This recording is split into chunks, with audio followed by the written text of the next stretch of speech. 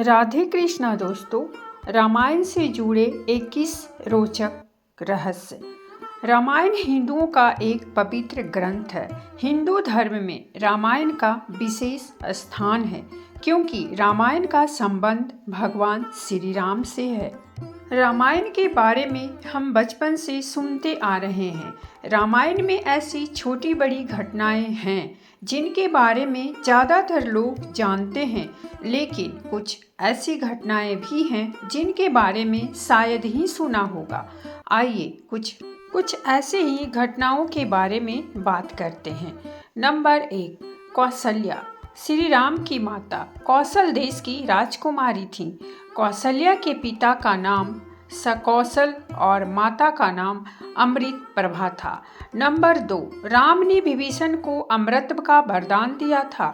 भगवान श्री राम के बारे में कहा जाता है कि उन्हें लंका में धर्म और सत्य के प्रचार की जिम्मेदारी दी गई थी और उन्हें अमृता का प्रदान भी दिया गया था। नंबर 3, भगवान राम विष्णु के 7वें अवतार थे और लक्ष्मण को शेषनाग का अवतार माना जाता है। भरत और शत्रुघ्न को सुदर्शन चक्र और भगवान विष्णु के हाथों में जो शंख है वह उन्हीं का अवतार है। नंबर 4, बचपन में देवी सीता ने अनजाने में उस शिव धनुष को उठा लिया था जिसे राज में और कोई भी नहीं उठा सकता था। इस घटना को जनक ने देखा और उन्होंने सीता के स्वयंवर के लिए इस घटना को पृष्ठभूमि के रूप में बनाने का फैसला किया। नंबर 5, एक बार रावण कैलाश पर्वत पर भगवान शिव के दर्शन करने गया। रास्ते में उसकी मुलाकात नंदी से हुई, जिसे रावण ने बंदर का मुंह कहकर उपहास किया। तब नंदी ने रावण को श्राप दिया कि बंदरों के कारण ही तुम्हारी मृत्यु होगी। नंबर 6, रावण ने माता सीता को नहीं छुआ था, इसीलिए जब रावण अपनी विजय यात्रा के दौरान स्वर्ग पहुंचा तो वहां उसे रंभा नाम की एक अप्सरा मिली। रावण उस पर मोहित हो गया। जब रावण ने उसे छूने की कोशिश की तो उसने कहा कि मैं तुम्हारे भाई कुबेर के पुत्र नल कुबेर के लिए आरक्षित हूँ, इसीलिए मैं तुम्हारे पुत्र की वधू के समान हूँ। रावण को अपनी शक्ति का इतना घमंड था कि उसने उसकी एक न सुनी। इस बात पर जब नल कुबेर को पता चला तो उन्होंने रावण को श्राप दिया कि आज के बाद यदि कोई भी कभी भी किसी महिला को उसकी इच्छा के विरुद्ध स्पर्श करेगा तो उसके माथे के 100 टुकड़े हो जाएंगे।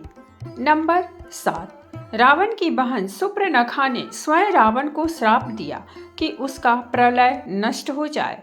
सुपर्णखा के पति राक्षस राजा कालकेय के सेनापति थे, जिनका विश्व विजय अभियान के दौरान रावण ने वध कर दिया था। नंबर 8, राम सेतु को बनाने में कुल 5 दिन का समय लगा था। यह पुल 100 योजना लंबा और 10 योजना बड़ा था। एक योजना लगभग 13 किलोमीटर के बराबर होती है।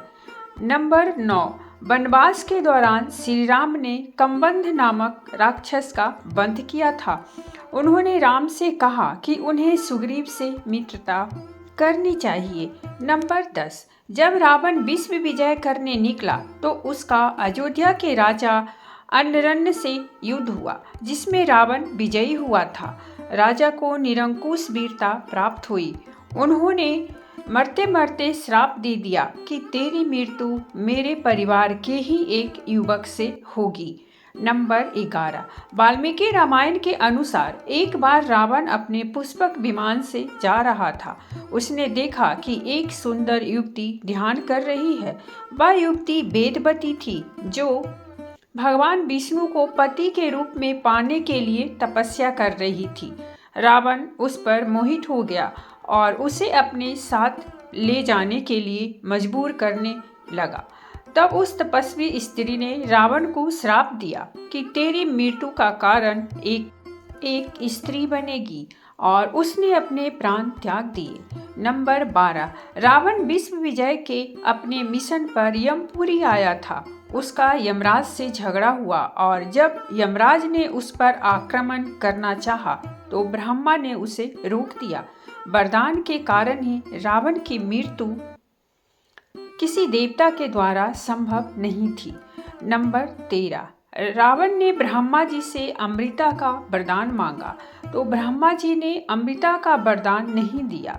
तब रावण ने वरदान मांगा था कि उसके राक्षस और देवी की मृत्यु न हो, इसीलिए भगवान विष्णु ने एक साधारण मनुष्य के रूप में जन्म लिया, क्योंकि रावण मनुष्य को मनुष्य मानता था। नंबर 14, श्री राम के अवतार को पूर्ण अवतार नहीं माना जाता है। श्री राम 14 कलाओं में निपुण थे, जबकि श्री कृष्ण 16 कलाओं में निपुण थे। ऐसा इसीलिए था क्योंकि रावण को यह वरदान प्राप्त था कि कोई भी देवता उसे मार नहीं सकता था, मनुष्य ही उसे मार सकता है।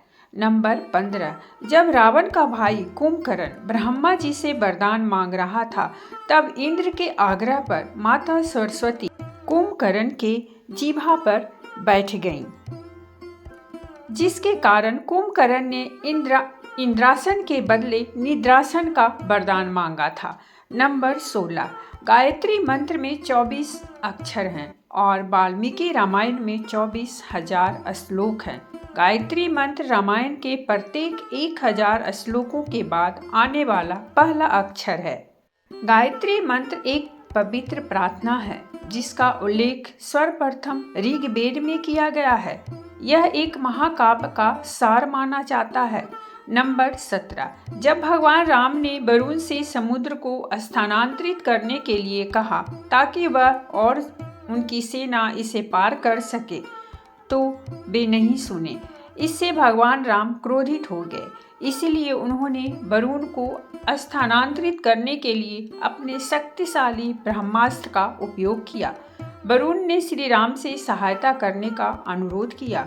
तब भगवान राम ने घृत तल के स्थान पर ब्रह्मास्त्र का प्रयोग किया, जो आज राजस्थान के नाम से जाना जाता है। नंबर 18, लक्ष्मण 14 वर्षों के वनवास में अपने भाई और भाभी की रक्षा के लिए एक दिन भी नहीं सोए थे।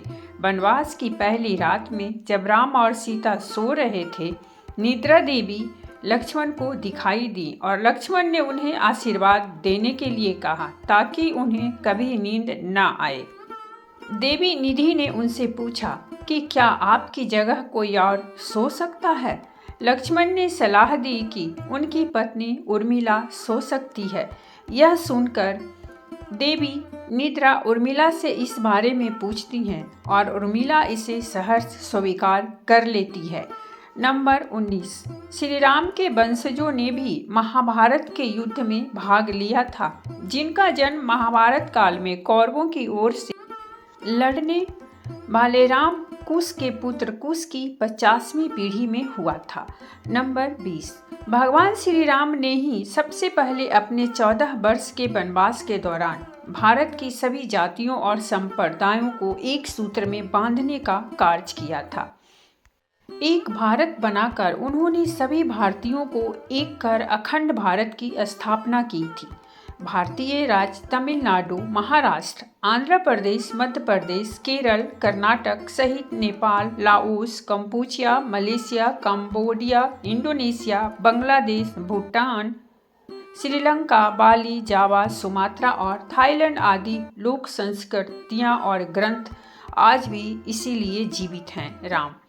नंबर 21, रामचरित्र मानस के 7 भागों में बालकांड, अयोध्या कांड, अरण्य कांड, किष्किंधा कांड, सुंदर कांड, लंका कांड और उत्तराकांड की कथा है।